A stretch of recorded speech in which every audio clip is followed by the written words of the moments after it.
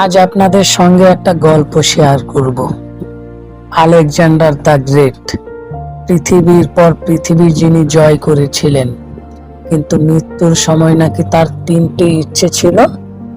Coffin বহন করবেন রাজ চিকিৎসকেরা, তার সম্পদ ছড়িয়ে থাকবে পথ জুড়ে, আর তার দু হাত থাকবে কফিনের বাইরে। এই গল্পের প্রচলিত শিক্ষাটা আজও আমাদের বিবেককে নাড়া দেয়।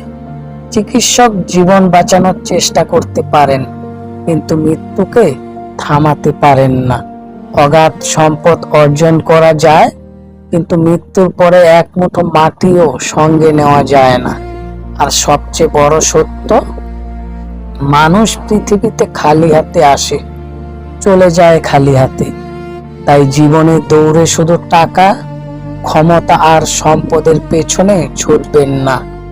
এমন কিছু মানুষ রেখে যান, যারা আপনার চলে যাওয়ার পরও আপনাকে ভালোবাসা আর দোয়ায় মনে রাখবে। কারণ শেষ হিসাবটা ব্যাংক ব্যালেন্সের নয়, আপনি কতটা মানুষ হয়ে বেঁচে ছিলেন সেটার।